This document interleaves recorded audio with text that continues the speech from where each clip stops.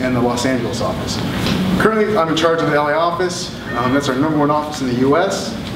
So I mean, things are very exciting. Just a quick announcement, we broke our global sales record, 11,000 units, which has never happened before. So great job everybody. Also, my own office, Los Angeles, we hit 1,155 units, which is also a record for that office. So this is things are great. Sales are improving, more people are getting the message about Enagic, and you know, a lot of exciting things are happening, so welcome. First up, I'd like to introduce Mojka Renaud. She's from Florida. She's a natural health practitioner. She's from Slovenia, and she's here to say a few words, you know, about what she does and about our company and just about improving your health. So please, big round of applause.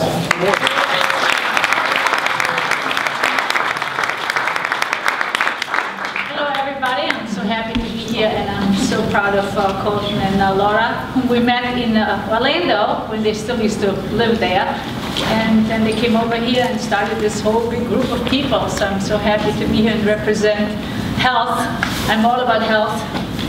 That's what got me into it, is my health was at stake, and I started finding ways to improve myself and not go through toxic drug therapy. So I got into this, and I've been looking for really clean water for many, many years. I've been studying structured water for years and years, and it wasn't until I actually got introduced to Kangen that I actually saw some changes in patients and immediately saw some amazing things that were happening with them. So I've been accumulating information about clustered water, or as we call it, structured water, for so many years, probably close to 30 years, almost as long as I've been practicing. Because coming from Europe, we have glacial waters over there. And this is something that's not over here. We just took it for granted over there. So I remember as a child, we would be standing outside in the wintertime with this fountain where the water was continuously running. And it would run with full force into a trough. And we would just go out there and grab some pitchers and bring the water inside. And that's what we drank. And that was glacial waters. And we weren't always very healthy. We never were sick. I remember I missed a single day in school up to age 18. It's when I went to plant forest trees with my grandfather. So I was never sick. And I tried to raise my kids that way. You know, Earth has everything we need to get ourselves well. We just have to tap into that and use it. And of course, water is our #1 substance that we need to maintain our health, or actually to get our health back if we don't have it. So that's what always made me very interested, to have a carrier in the office that I can recommend to my patients that would actually work to get the nutrients into the system. But the water is always so toxic that you couldn't use it as a carrier to get nutrition in. So that's why I was always researching what kind of water do we use. You know, I never saw a big impact. So that's what kind of got me into health, and some personal challenges where I got really messed up with conventional medicine. I didn't want any part of it anymore. So I came to this country to learn languages and studied for languages and translated that for a while. And just accidentally, because of getting my own health back, I went more the natural route. So this is where I am today, and I've been practicing now 30 years. Can you people hear me? Oh, everybody? A little bit. Let me raise it up just a little bit here. Was that a little better? Yeah. Okay. So I made a DVD and I wrote a book about some of the things with water that everybody needs to be aware of. So this information I'm going to give you, you're not going to see on NBC News or national news, because this is information they a lot of times don't want you to know, because it might help you get better and healthier, right? And you don't make any money. You know, you make money selling drugs, not selling health. So, you know, this might be something you need to consider to try to maintain yourself. So, are we facing a catastrophic illness? You know, if you start looking at statistics, you're going to see it's looking pretty grim. As much money and wealth as we have in the United States, you know, our health is not getting better, it's getting worse. And there's obviously some flaws with this whole system. So let's take a look at this. I have to do this statement here first because, you know, so everybody is aware that what I'm presenting is what I have personally researched for many, many years, not something that we would read in other manuals, although there's many manuscripts that exist. But just for the purpose of what we have to do, this is a disclaimer for the FDA. So please know that this presentation is not intended to treat or cure any disease, nor should any of the subject matter be taken as medical advice. Please consult your physician as you deem necessary. So let's look at the leading causes of disease in the U.S. So if you look, the point of working, heart disease, 616,000, cancer, 562,000, and then stroke, and then other diseases. Obviously, heart disease and cancer is leading the disease picture, and you will see that a lot of it, as we go through it, it has to do with your nutrition and health, the toxic environment. So 1 million people are diagnosed with cancer every year in the United States. So 1 in 3 will develop cancer in their lifetime. Now, why is it getting worse instead of getting better, right? So these are the cancer rates earlier. In 1900, 1 in 20 had cancer. In 1940, 1 in 16. 1970, 1 in 10. In the year 2000, 1 in 6. In 2020, 1 in 3 men and 1 in 2 women will have cancer. So if you don't do something, this is not my statistics, just stuff that I collected from here and there. So if you don't do something now, you will be one of these statistics. So let's look at the root causes of illness. In holistic medicine, we always look for, let's not treat symptoms with drugs, because it's only going to last a little while and then it's not going to work anymore, right? And underneath, your body will succumb to illness. So we're always looking for root causes. So for years and years, we would say maybe it's this or that and that, and experiment a little bit with this and that and that. But the bottom line is inflammation. And now the medical doctors are also starting to learn what inflammation is all about. We've been talking about this for many, many years. But you have to know what is causing inflammation. So inflammation is the root cause of all these diseases, whether it's cancer or autoimmune, arthritis, any of these. Okay, so you read about this, Time magazine, there's charts and graphs, you're starting to see how the inflammation is going up. So it's not too new anymore. Last 5-10 years it's starting to come more to the surface. So where does it all begin? In the gut. This is your primary focus. I remember Dr. Bernard Jensen, a chiropractor, one of our original clinical nutritionists, was always saying that all disease starts in the colon. Well, at that time, we didn't really quite know what he meant by that. So as years progressed, we started to get more understanding of inflammation in the intestines and what that leads to. Because the intestinal tract is the one that sorts out all your food and absorbs, and that's what you live on. That's what your whole body sustains itself on. So if that's not working, if that has a defect, something is going to go wrong along the line. So inflammatory bowel disease, very common problems, stomach problems, esophagitis, Barrett's esophagus, acid reflux, all those are very common problems. I would say in a clinical situation, 3 out of 5 people that come in will present themselves with symptoms of gastritis, or H. pylori, which is actually the bacteria that can cause gastritis. And that bacteria is found pretty much in everybody. They can test it nowadays just by a breathalyzer, and they can detect you have that bacteria. So why isn't everybody sick with it? It depends very much on your immune system.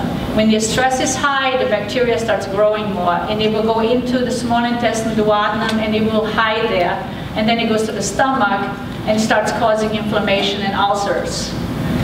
The more stress you have, it brings it out. And then you control it with a medication like Prilosec, one of those drugs. But it only controls the inflammation, but it doesn't kill the bacteria, and it doesn't reduce that inflammation. It just blocks the acid. When you block the acid, you don't absorb food. And I've had many patients who have been on these drugs for several years, where they're to a point when their constitution, their whole body immune system is so weak that they can no longer absorb anything. And then they end up with a major surgery where they move parts of the colon or the intestinal tract, and they just can't function. They function maybe 1 or 2 hours per day. So again, if you have to be on a drug, it should be very short term if there's not a choice, and come off it, find out what the causes are, fix it, and then come off the drug so it doesn't cause long-term damages. Okay, so here's we're going to talk a lot about GMO food today, because I think from what we have learned in the last 10 years, it's one of the worst things that is happening in our society that's killing us from every direction, and we have actually almost no control over it other than the choices that you make. 80% of the food in the supermarket is GMO. And as we talk about it later, we'll see it's even in the rainwater, so it's hard to avoid. But here's some pictures that I found from a pig. This is a pig's stomach, and you can see just a slightly pink coating there. And this is a very red and inflamed lining. And this is just 3 weeks on genetically modified foods, grains. So if this is doing that to a pig, isn't the same thing happening with our body too? Okay, so destruction of the mucosal lining of the gut is the key. So when you eat things or you get exposed to toxins or whatever it might be that causes the lining to be damaged, you're going to get ulcerative colitis or cancer or whatever. But here's an interesting article I found. See, it talks about the risk of cancer. It increases with the duration of the disease and how much the colon has been damaged. For example, if only the lower portion of the colon or rectum are involved, the risk of cancer is no higher than normal. However, if the entire colon is involved, the risk of cancer may be as much as 32 times the normal rate. So they know this. They have, you'll read these little articles in many different medical journals. So here's a little magnified picture of the intestinal tract. This is the villi. This is what lines the intestinal tract. And they sort out the food, either push the food along or they release enzymes that you absorb. And they have to be intact. It's kind of like a little wave that moves the food along. That's the villi. When they become damaged, then all these particles that you're normally not supposed to eat can go through the intestinal lining and attach as inflammation enzyme or inflammatory substances that will cause any type of arthritis. That's inflammation. That means you have toxic substances floating around that are not supposed to be there, and they're attaching to the joints or the mucous membranes of any lining of the organs. So leaky gut is the bottom line. Okay, let's go to the next one here. There's a couple more pictures. These are the nice evil things that the microbes that form. So the more destruction you have in the intestinal lining, the more it promotes an overgrowth of bad bacteria, fungi like Candida, or even cancer cells. So here the root causes, again, just as a summary of inflammation, can be caused by many things. The diet, sugar, alcohol, drugs, because they don't damage the lining, stress, especially like antibiotics, because they're very notorious to damage the intestinal lining. If you get like one Z-Pack, it can take you 50 years to get the residue of those antibiotics out of the intestinal lining. Penicillin has tentacles that can spread through the intestinal lining and permanently attach to your lining. Let's see what's up. Can you just went forward? I think we need to go a little bit back here. Oops, there we go. Okay, these things are so sensitive you can barely touch them. Okay, so the drugs, they play a lot of havoc in the system. Your stress, then grains and starches. Now, they could be also starches that are healthy starches.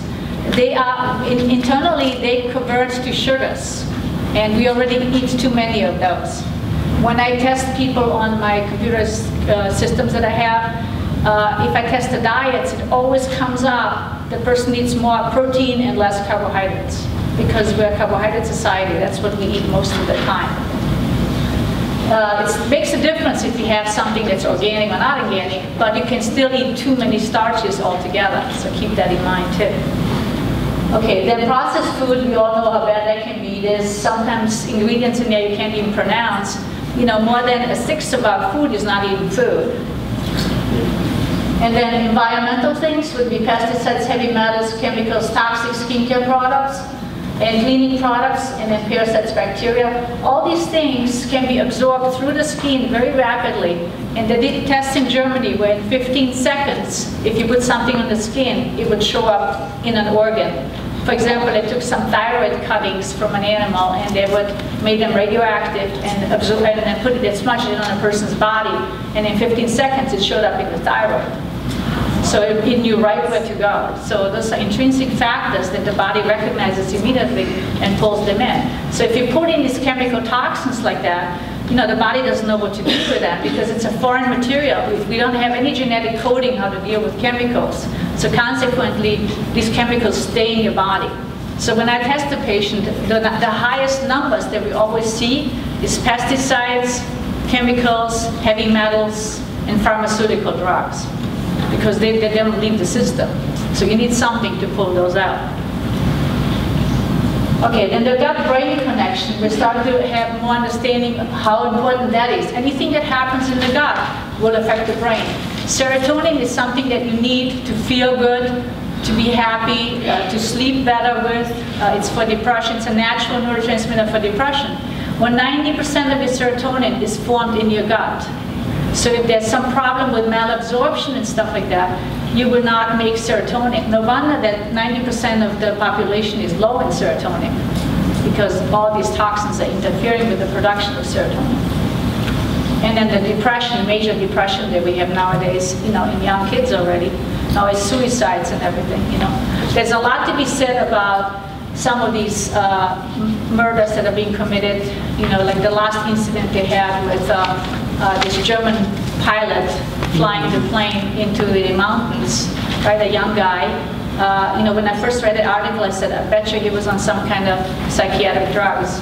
And sure enough, because these drugs make you indifferent to your environment, they don't let you be yourself, and they don't care if they pull someone else into that with them.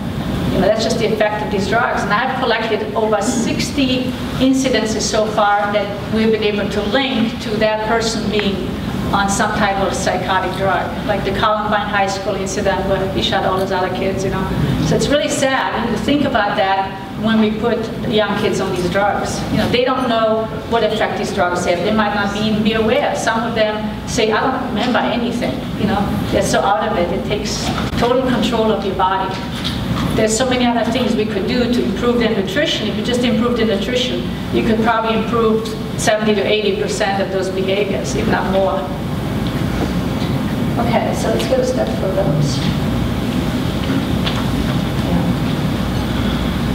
So water and earth, the two most basic elements of life, to give hydration and to give nourishment. Those two everybody needs. And whatever water comes in contact with, it's going to pick up and carry into our body, right, from everywhere. So since water is in contact with the whole environment, everything that's out there gets in everybody's body. So the most harmful chemical threats right now, we're going to talk a lot about that. There's so many chemicals they could talk about.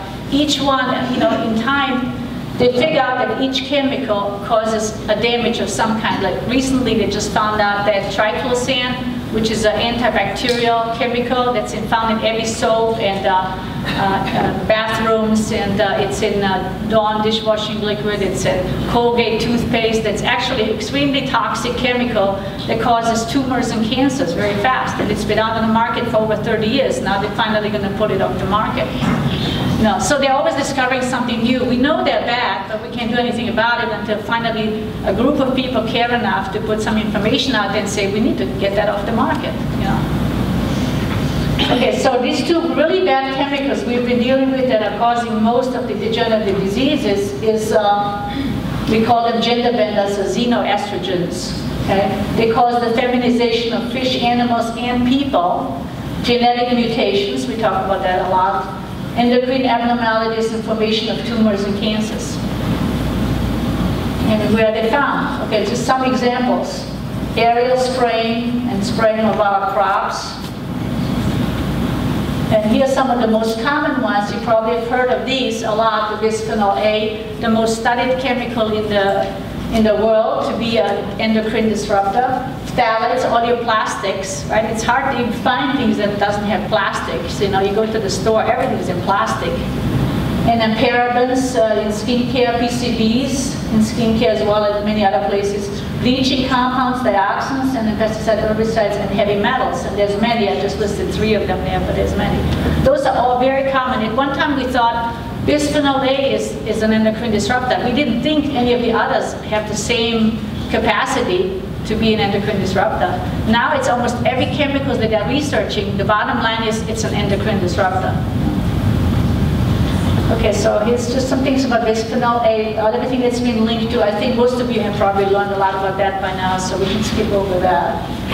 And that was interesting. I found some information about plastics in 1891. They were already investigated as an estrogen replacement, and then they abandoned it. So they knew since then that it was an estrogenic herb, or estrogenic chemical. So this is what we are poisoned by nowadays, glyphosate and Roundup. It's another name. How many of you have heard the name Roundup or glyphosate? Okay. So you'll hear more and more about it now since more people are becoming aware of it.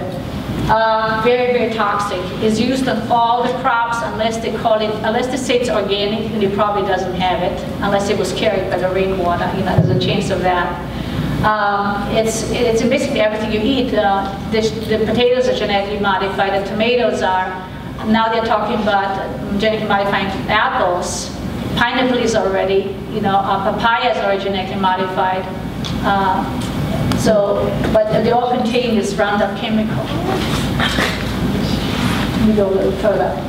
So this one here, this is quite interesting finding. I started, when I do the testing, I have this German device, and I can see chemicals that show up in people, and I started seeing Agent Orange showing up in pretty much everybody that was coming in my door. And this one group of chemicals, I have probably about 300 in that group, and I run the whole group. And I keep seeing Agent Orange, and I think, wasn't that outlawed because it caused all this damage in babies, you know, in the soldiers they were in Vietnam at the time. And you know, they know that Agent Orange will cause deformities that can go on for several generations.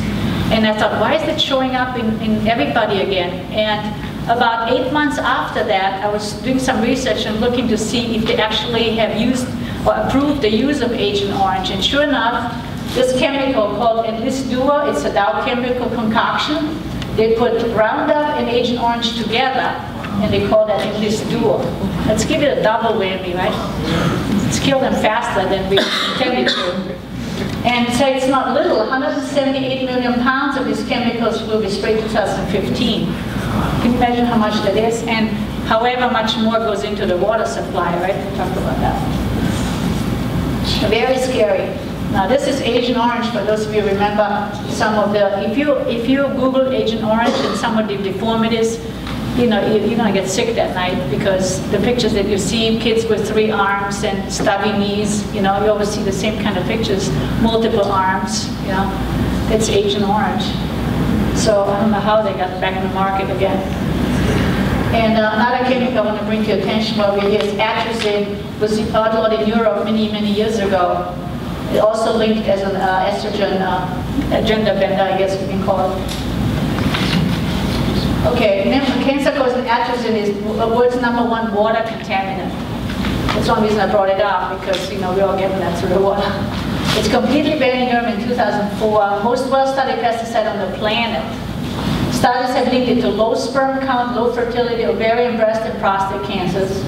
Syngenta, the manufacturer of atrazine, denies any link to cancer or liability, but was ordered to pay $105 million to move to more than 100 municipal water systems in the U.S. to help pay for the removal of atrazine from their drinking water. Now, I don't know how they do that, seriously. Maybe they're adding another chemical to bind it up. I'm really questioning that process, you know, probably how they do it. So endocrine disruptors, if you just look around you when you go to Disneyland or wherever, you're going to see these endocrine disruptors. You know, you see men with more breasts, and then this gut here, you know, that's adipose tissue that accumulates. That's all from these endocrine chemicals. You know, and breast cancer is on the rise. I have several patients, men that have or had breast cancer, which I've never, you know, had to deal with before. And endocrine disruptors also cause an abnormal deposition of fat, and we're going to talk about that a little bit too. That's why when you start drinking the water, a lot of people say, you know, I didn't change my diet or anything. My friend lives in Miami.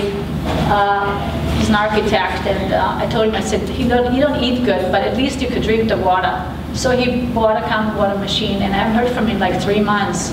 He went on a job in Colorado, and all of a sudden I get an email. He said, you know, I didn't really change my diet because I was so busy doing this.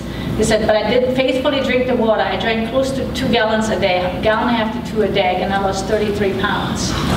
And that explains it, because there's so many chemicals in fatty tissue. When you start drinking the water, you know, the fats are very acidic and the chemicals are acidic, so it holds and suspends the fats in the fatty tissue. It has to make more and more fat cells to hold on to the toxic waste. So as you're dropping all the toxic waste, the fat cells start shrinking and going away as well. So health consequences consequences of something like we have these chemicals, radical increase in Alzheimer's disease. 4.6 million new cases per year. Can you imagine that? You see younger people, I see people in the 50s who already have early signs and symptoms of Alzheimer's disease. And then 10,000 increase in autism. It used to be 1 in 2,000, now it's 1 in 43 or something like that. And a strong increase in respiratory diseases and asthma. We're breathing those chemicals in as well. Increase in neurological disorders due to heavy metal nanoparticles in the problem.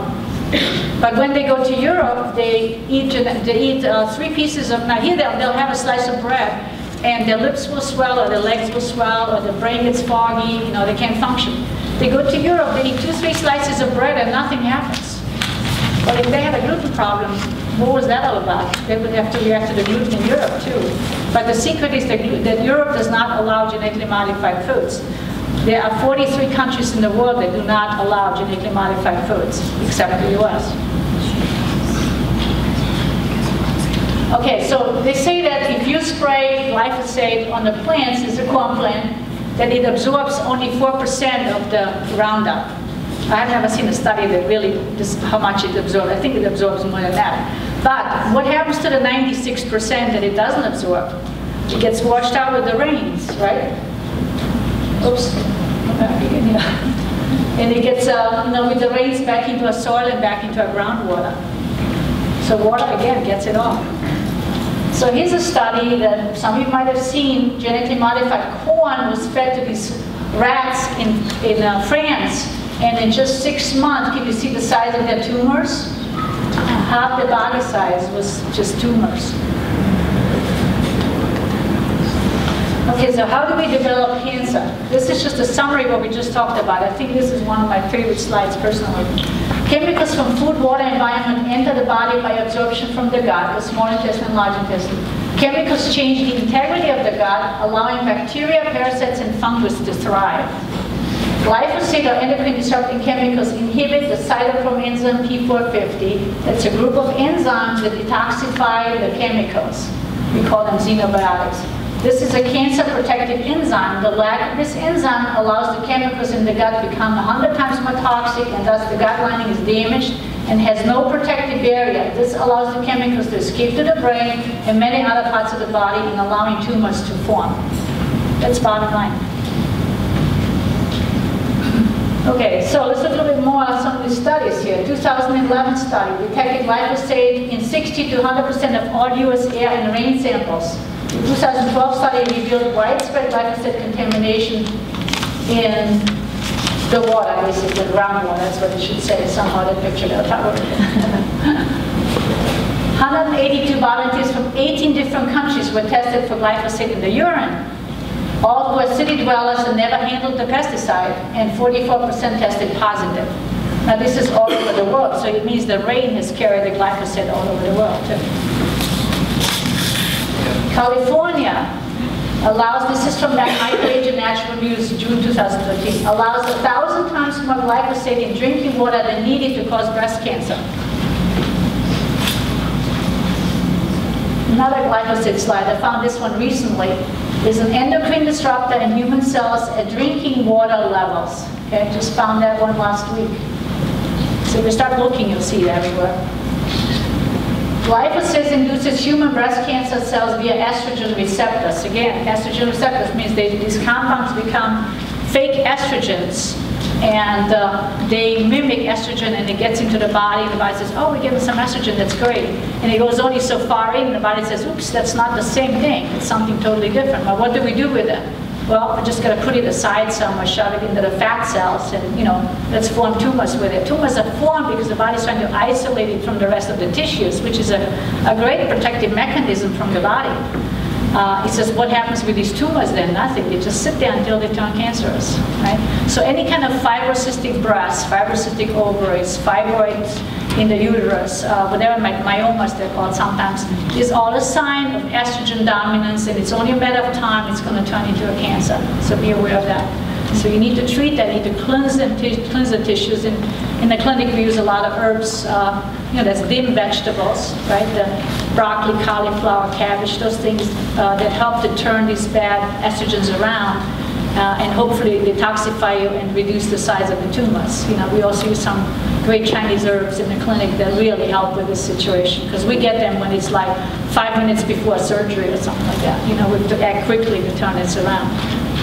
So just be aware. But you have to also be aware when you use a lot of these cruciferous vegetables, like broccoli, cabbage, and all that, they can slow your thyroid down. So you can, you know, your thyroid might be a little bit compromised. You know, so you have to do it somewhat in moderation too. Just make sure everything's organic, okay? All right, so glyphosate has been linked to all these things already: autism, allergies, destruction of the intestinal lining, gastrointestinal diseases, colitis, Crohn's, inflammatory bowel, we talked about that, and all the breast cancers, of course, infertility, obesity, Parkinson's, Alzheimer's. It's just a review of what we just talked about. So this is what happened to Michelangelo, right? He's going to return to Italy now because of the gender system. Everyone knows the statue of Michelangelo in the Metropolitan Museum of Art in New York. I love that one. Each person in the U.S. consumes about 290 pounds of pesticides and other chemicals residues per year. This is from the environmental group. This is a very good organization that informs people about the environment. And also the Organic Consumers Association, I always endorse them. They do great work. Nonprofit organization that helps to educate people and help us to pass labeling laws so the GMO foods would be labeled. You know, has been extremely successful. Got defeated in California, got defeated in Oregon. It passed in Vermont, but now they are trying to countersue the state of Vermont for passing the labeling law. You know, and it's coming up in New England. We don't know what's going to happen. And it's coming up in Florida too. So, you know, if you go to the Organic Consumers Association, you can either donate some money to help them educate people and help pass the labeling laws, because Monsanto, the big giant corporation of biotech, in the biotech industry, is very powerful, and they always pledge millions of dollars to make sure that these labeling laws get defeated. Okay. So 1 billion pounds of pesticides are sprayed in the United States yearly. See that? So Monsanto has been removed and banned by all these countries here, and I think I mentioned that before, 43 countries. You know, Hungary had some seeds from Monsanto, and they realized they were genetically modified. They didn't know it before, so they burned all those fields so they wouldn't contaminate the rest of the fields.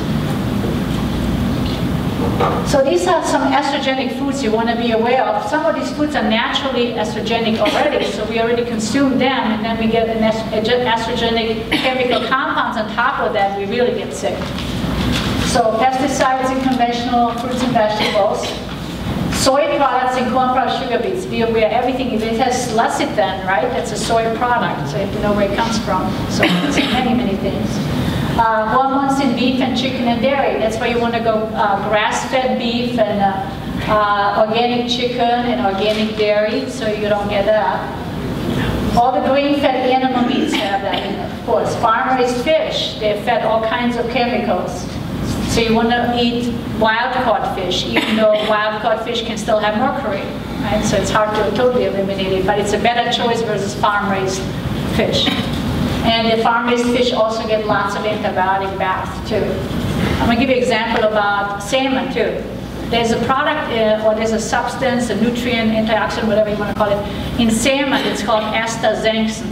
Well, astaxanthin is 800 times more powerful than vitamin E and C as an antioxidant. But it only comes in wild salmon, because the salmon has to eat plankton from the wild to make this astaxanthin.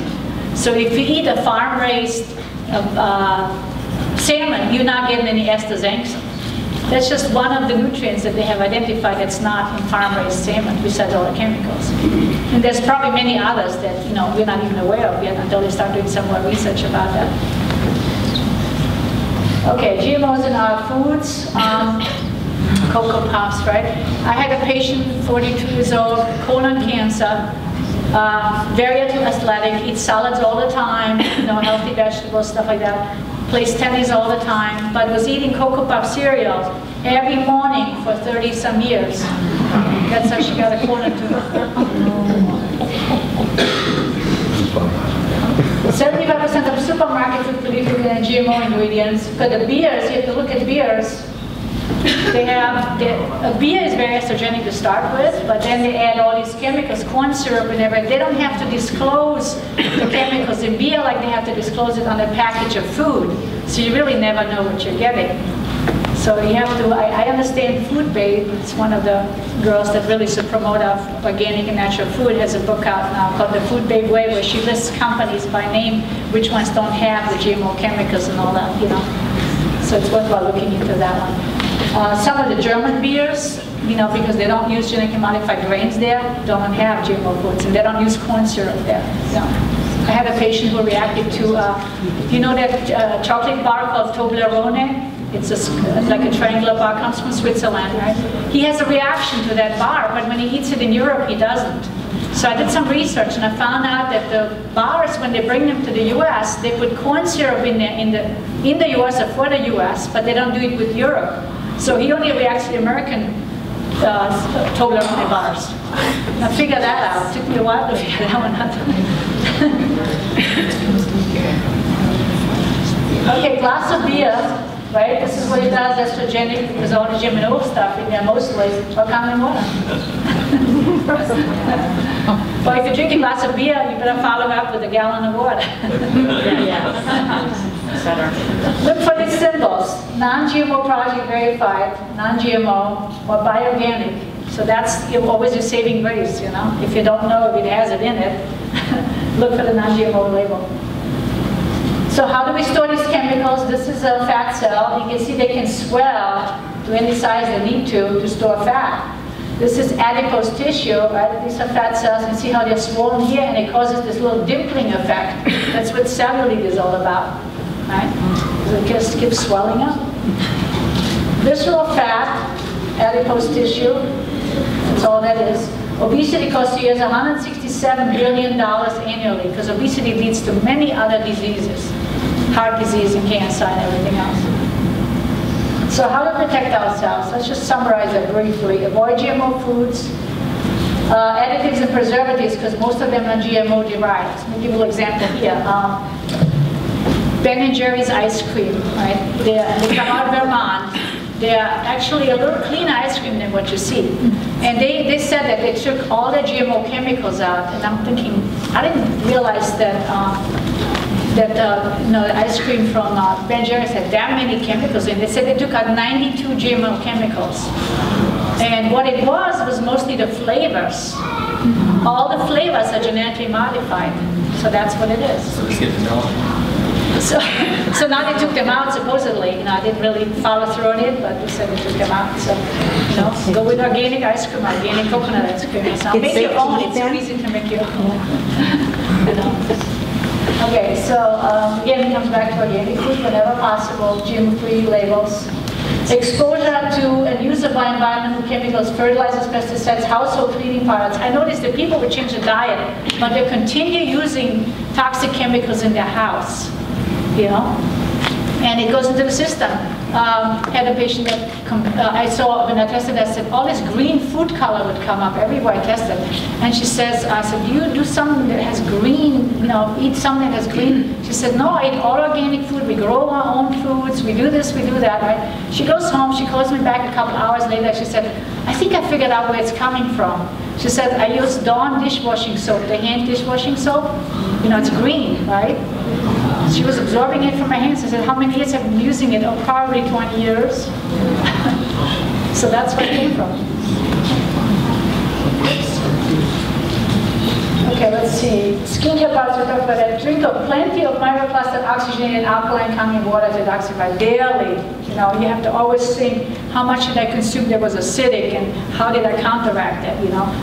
Many, many people still drink coffee, and there's a lot of studies out there how coffee is beneficial in many ways, but they don't talk to you about all the pesticides that are in the coffee, right? Or all the stuff you put into it. You put the creamers in there that have carrageenan in there, which is a thickener that's made from GMO chemicals. You know, they don't talk to you about it, the sugar that you put in, or the dairy products you put in that has a lot of pesticides and hormones in there, you know. So, but if you drink coffee and you drink organic coffee, you still have to counteract all that acidity with water. So your first thing in the morning is drink a big glass of water, flush out the acid waste from the body, and you'll have a really good start right away. Okay, so support the GMO labeling laws. I always promote this. Organic Consumer Association down here. They do a fabulous job helping people. And protect the health to support GMO labeling laws. Here's all the countries that don't use GMO foods. Now I'm going to tell another example about what GMO foods can do. India, you'll never hear that on national news either. They bought a lot of Monsanto's seeds to grow their crops. Well, they can't afford to, when you have Monsanto seeds, you cannot reproduce the crops. You have to buy new seeds every year. They can't afford that, so they started reproducing some of their own seeds, but they would get fined for doing that. So a lot of them went bankrupt. So India, they had 17,000 farmers that have committed suicide because they could no longer sustain their crops because of GMO seeds. And India gets chemicals, GMO products like Dorito corn chips and all that, imported, and they don't even know they're getting GMO products. And the people that are getting very sick on it, tens of thousands of people have died from using GMO chemicals that they weren't even aware they were getting. But for the first time, we get them some idea what happens to these people when they eat those chemicals. Well, the number one thing was their intestinal tract would shrink up, could no longer absorb nutrients. If they didn't die from tumors in the liver and in the kidney first. Tens of thousands of people have died from these chemicals. Okay, so I just briefly mentioned this antibacterial soap. Be aware of that. So plain soap without it in it is better. You know, water, I use my 2.5 water, put it in a little spray bottle, carry it in my pocketbook, and spray it out of my hands and wipe it with a towel. You know? So it's linked to hormone disruption, thyroid function, linked to breast cancer, affects the nervous system, degrades into highly toxic dioxins in the water, look at that, in the environment through sunlight. So it becomes more toxic as it hits the water. It's found in skincare products. You can just look at it, see where it has it. 75% of the adults in the US have significant amounts of triglyceride in the urine. They've already tested that. And here's just some that I mentioned here. There's many others that have it too. Fluoride, neurotoxin, outlawed in Europe 40 years ago. Okay, we still have it in our water. It's an aluminum byproduct used as a pesticide in China. 97% of Western Europe drinks no fluoridated water. Tooth decay is caused primarily by diet, not the lack of fluoride in the body, right? There's such a thing as fluorine. Fluorine is a mineral that comes from almonds and broccoli. It's not fluoride. Fluoride is a toxin. So it's two different things. And the fluorine in the almonds and the broccoli can help harden your teeth. Nothing to do with fluoride. Okay, then children who live in the areas of fluoridated water have significantly lower IQ scores. 40% of American teenagers show fluoride overexposure. We can read this in this book, The Fluoride Deception by Christopher Bryson. Very good book. Effects of fluoride increases lead absorption. Now, if you drink your toxic water, you know, with fluoride, you have more lead in there. Lead is in the water anyway. Inactivates 62 enzymes and inhibits more than 100. Is linked to bone cancer, osteosarcomas, increases tumor and cancer rates, lowers thyroid function, disrupts the immune system, causes genetic damages, increases infertility, linked to dementia and hyperactivity, disrupts the collagen formation like arthritis. So I've had patients with arthritis from doing fluoridated toothpaste.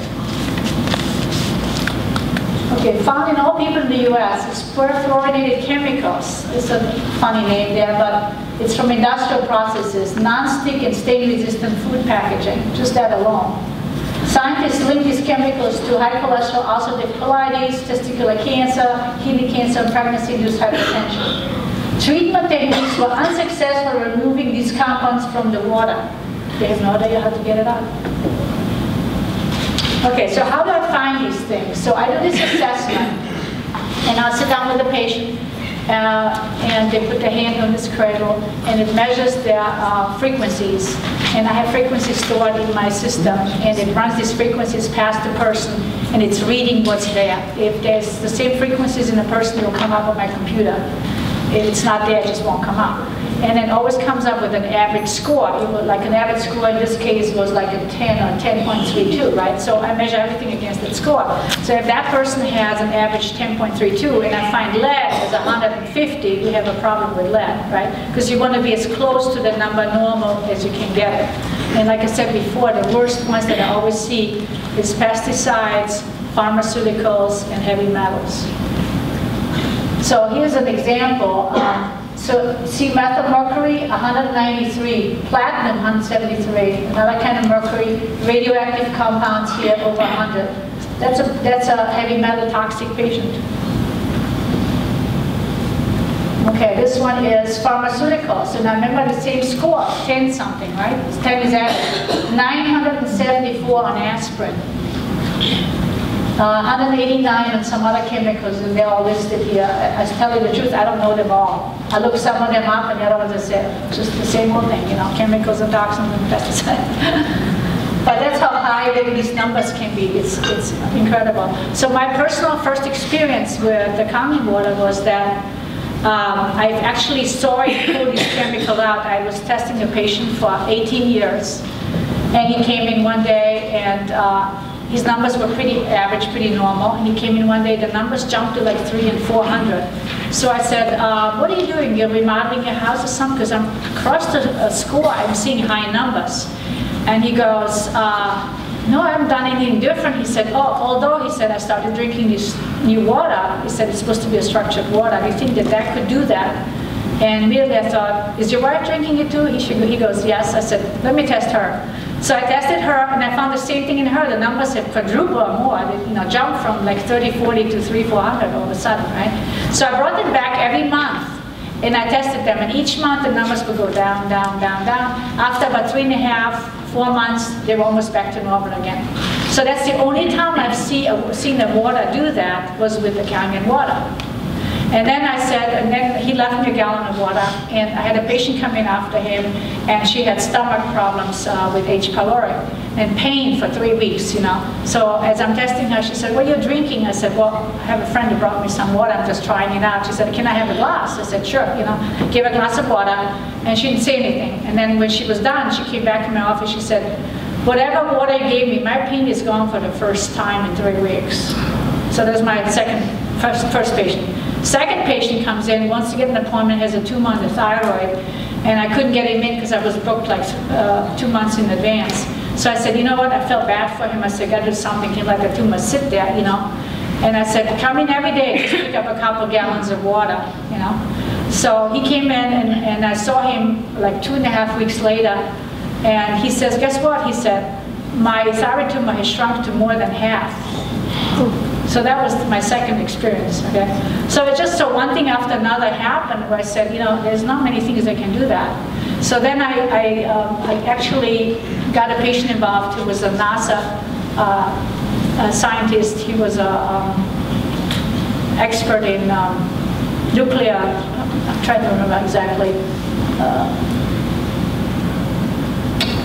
He had something to do with I can't remember the exact title, but it had to do with the fuels, an expert with fuel in the NASA space station, worked there for many, many years. So I said, can you take the machine and examine it and let me know what you find?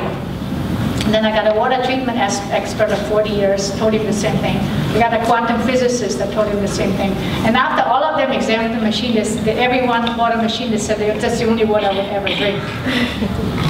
And it was this NASA physicist that actually told me, he said, if you had to buy, see that the machine is so solid, it has solid plates, the water ionization is so perfect, they said it would be hard to duplicate that. He said, plus the fact, if you had to buy those titanium plates, street market value, you would pay $4,000 for the titanium that they have in those plates.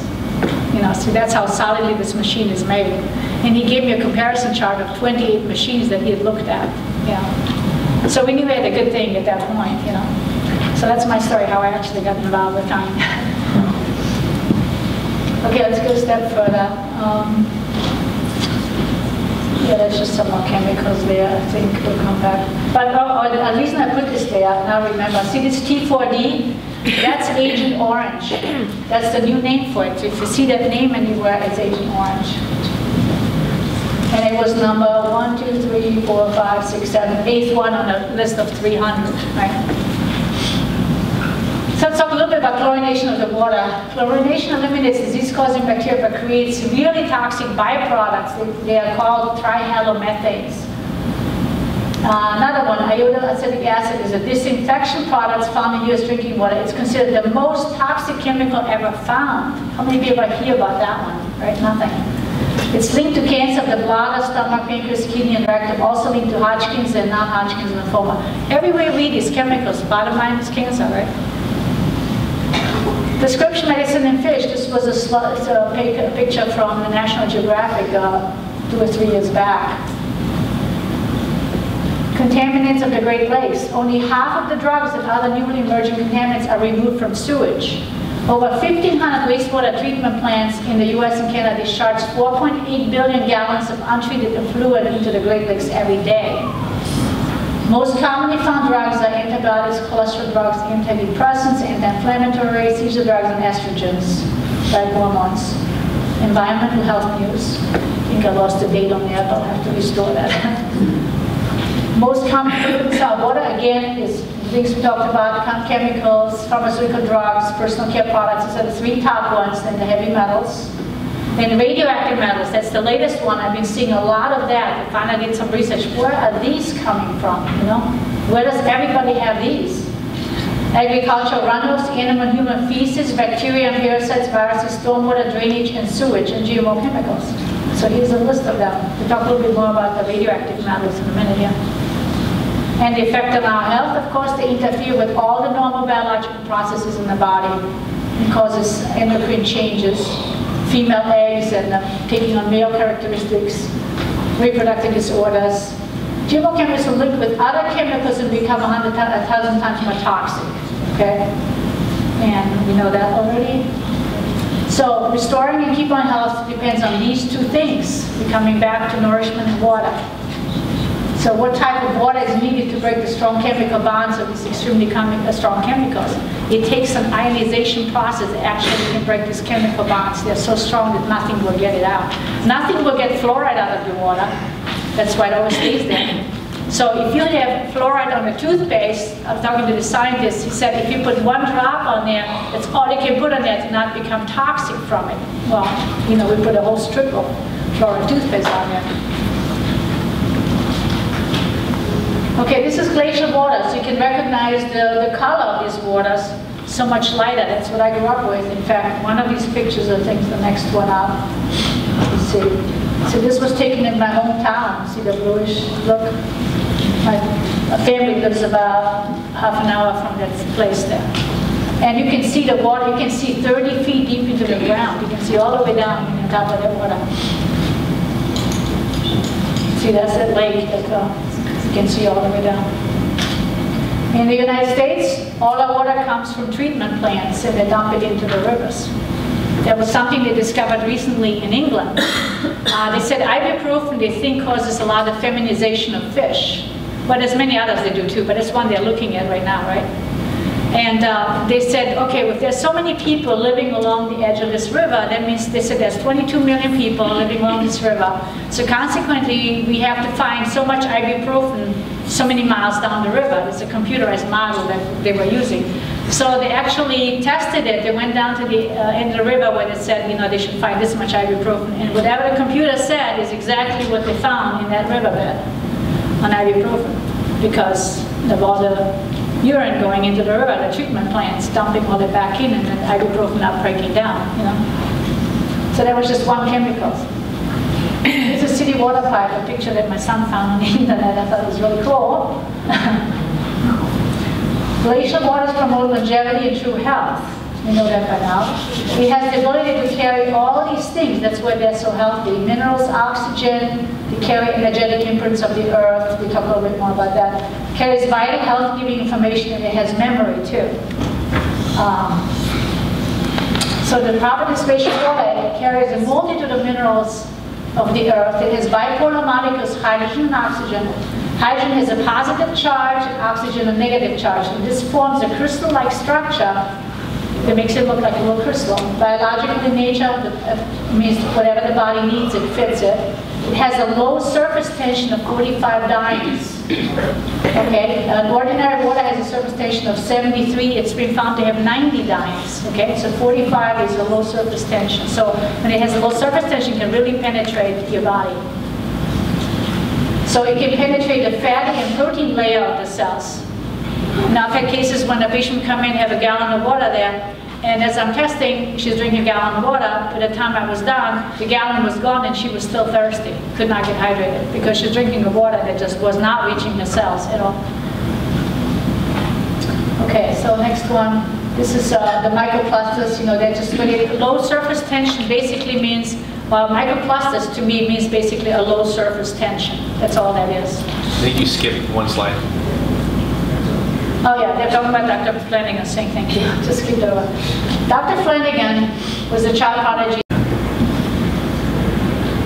Okay, so we got to that. So there's your counting water ionization. And Dr. Coenda, he's a doctor from Hungary, Romania, sorry. He's the inventor of fluid dynamics. He's the first inventor of snowmaking machines. He opened the first ski resort in 1920 in France. He researched water for 60 years. He lived with the Hansa people most of his life. So he studied the centenarians, and he said although they had all a different diet, some were meat eaters, heavy eaters, some were vegetarians, you know, they had a totally different diet. What made the difference is he said that the water that they drank, that's what gave them the longevity. Unpolluted, you know, glacial waters. Okay, who's that? Oops. No, that's not all, but okay. So this is Dr. Motor. Many of you have probably heard of him. He died recently, pneumonia, I believe, but he did a lot of research with water. He said water has memory, and he would take water and freeze it, and then take pictures of these crystal-like structures. And you can see how beautiful these crystals are. And if we look at distilled water and river water, that's what it looked like when he would freeze it, okay? And then last one, tap water.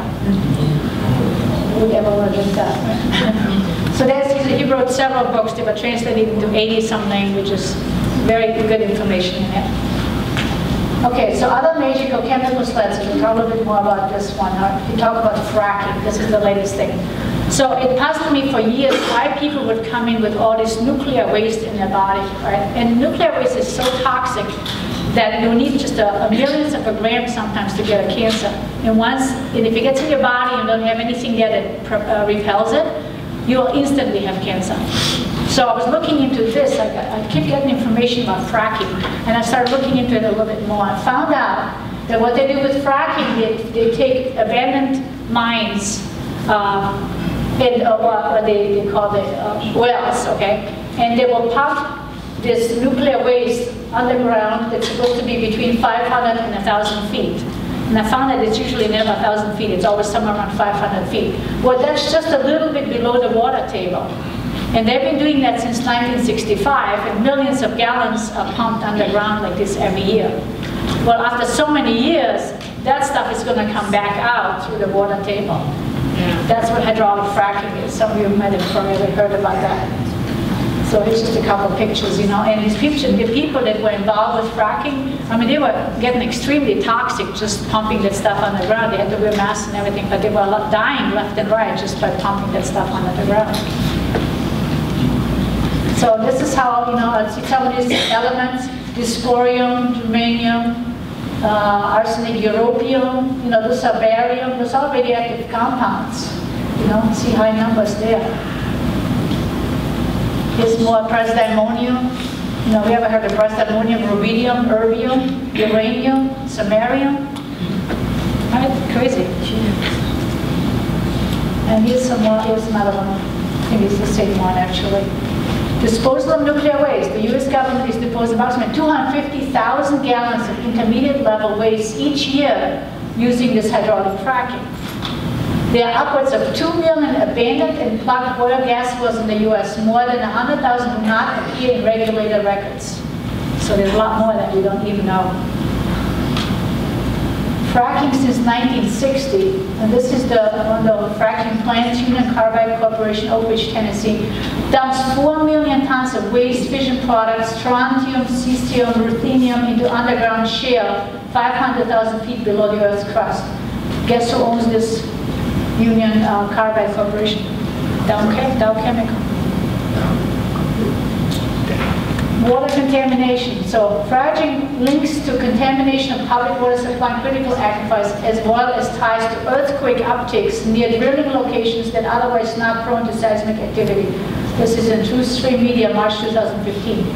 Since the start of the atomic era in the 1940s, nuclear reactors around the nation have produced 75 million gallons of hazardous high-level waste materials.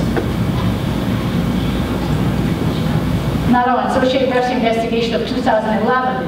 48 of 65 nuclear sites in the U.S. were leaking tritium, a radioactive form of hydrogen, into groundwater supplies via corroding pipes and tunnels.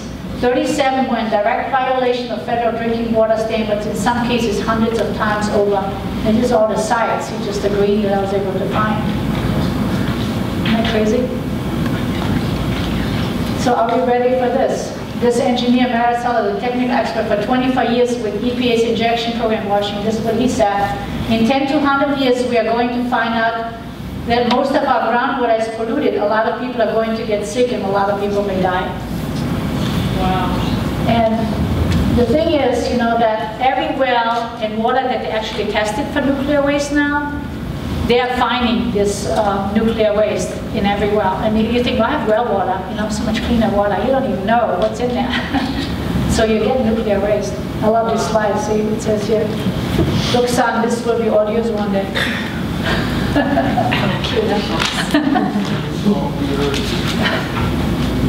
Chemtrails, not a quick one. You know, these chemtrails are deliberately placed in the atmosphere. If you have a vapor from a plane, it diffuses within a very short period of time. But if you have chemtrails, they don't go away for like 20-some hours, and they can get 4 miles wide. And this picture right here that you see, I took in Florida, actually, of our train station that we have there. When you start looking, you're going to see these chemtrails coming up everywhere. And this is a chemtrail plane. This is a chemtrail nozzles that they're spraying. They're spraying aluminum and barium and other chemical compounds. And you can look into yourself. It has a lot to do with controlling the weather. I don't want to say any more, but it's big business.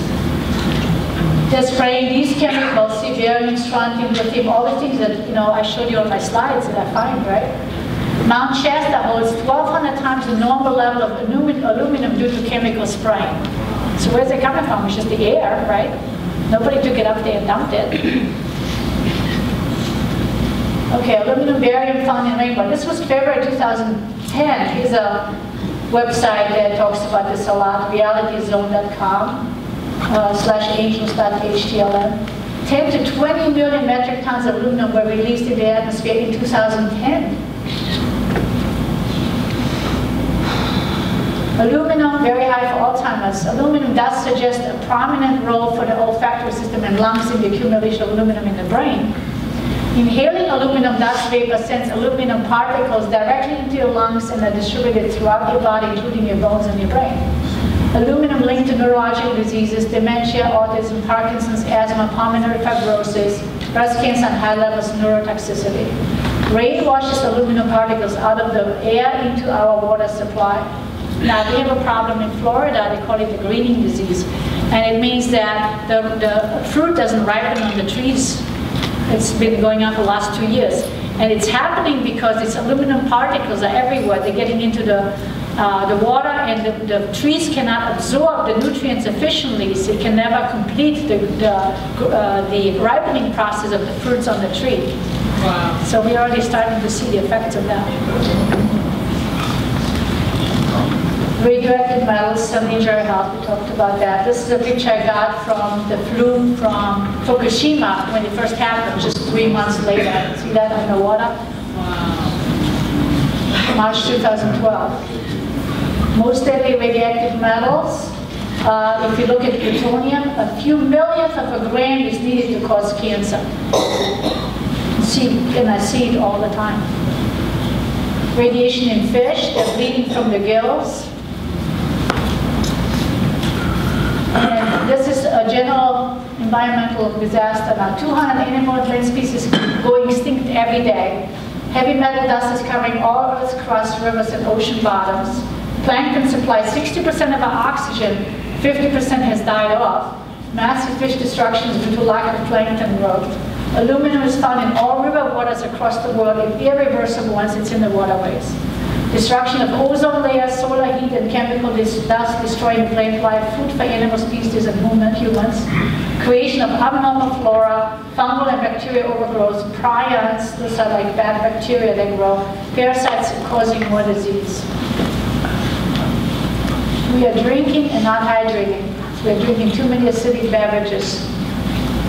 So eating too many carbohydrates, denatured proteins, environmental contaminants getting our food and water. So drinking water is very polluted. We need to do something. We need to look for this kind of structured water. I think you know that. So here's some health-giving properties of water. This is what it should do, and this is all that common water can do, just like a glacial water, right? We already know that now. And water carries nutrition to the cells. So that's bottom line. And I want to show you some pictures of my orchids. They love the calming water. When I get an orchid, the blossom just double in size. You can see the hydration effect of that water. Right? So every farm will face a catastrophic illness. Remember, 1 in 2 women and 1 in 3 men will get cancer by the year 2020. So you're gonna do something now, not wait till later. So now eat this and drink clean water, or face this later. So clean water is needed. All right, that'll be the end. Let's see, oops. So just want to show you, this is building we're in Lake Mary in Orlando, in case you wonder where my business is. We have 10,000 square feet of holistic services under one roof.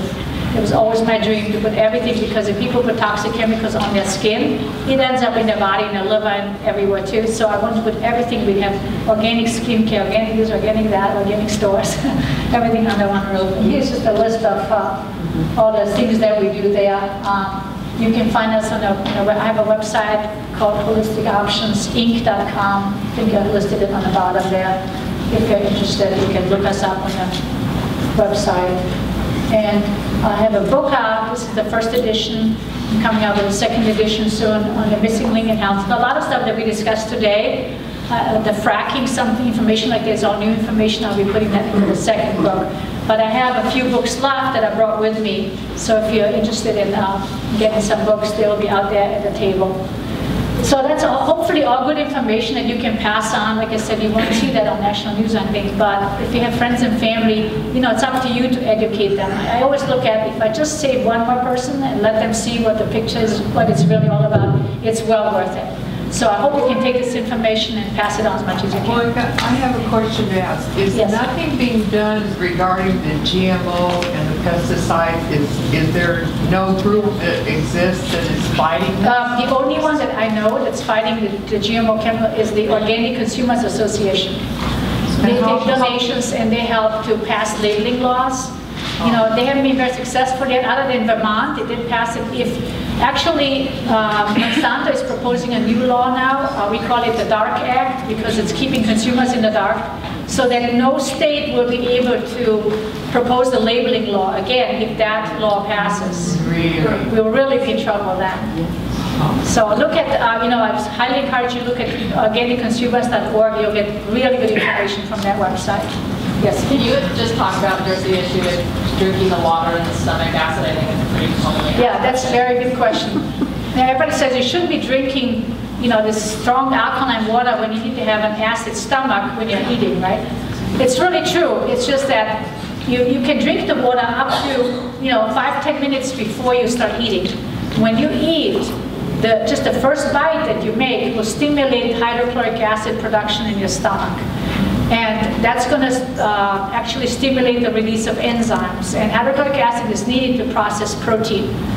So most people are way too acidic all the time. The stomach is too acidic. So you should drink the water, lots of it. But when you're eating, you should not be drinking anything anyway. But if you're thirsty, it means your body needs some water to process all the protein too.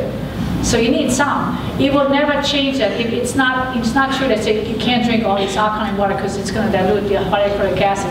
The only time you need hydrochloric acid is if you really start eating. Prior to that, you need tons of alkalinity all the time. So you don't have to worry about that. You know, that's always a big argument. Oh, I'm going to drink all this alkaline water. It's going to destroy all my acid. You know, 90% of people are very acid all the time. That's when you want to drink the water. That's why people who have stomach ulcers when they drink the water, you know, they immediately feel better because it cuts all that acid, you know. So use common sense. If you're thirsty, you want to drink some. You don't want to, you know, slush down a whole gallon while you're eating, for sure. But if you have to have a small glass of water with it, it's necessary. Okay, anybody any other questions? Do we have time for questions? Yes. When you buy organic, do you assume it's also non-GMO? Usually it is, yeah. If they disclose that, you know, if it's certified organic, it's even better. But a lot of companies don't have the money to certify organically. Like if we get foods from Europe, they're organic, but they can't put the label certified organic because it's not USDA certified. You know, so it's tricky. But usually it is, except for the water, because you know, you don't know, they might still be using the same toxic water to spray on all their crops too, so you're going to get some of it. But it makes a big difference if you get everything GMO, or at least, you know, your food is grown organically with a little bit of water residue from GMO chemicals. It makes a big difference in the long run. So can you clarify for me the GMO chemicals that are put in the seeds are to what, to make them still? They do that to make the crops more resistant, so they can use 100 times more pesticides, you know, without killing the plant, right? And you know, there's a big debate right now with autism and the wheat. The wheat, before it goes into seed, is sprayed 40 times with GMO chemicals so that it opens up quicker and it gives a higher yield. But that makes the wheat, you know, also 100 times more toxic. And, you know,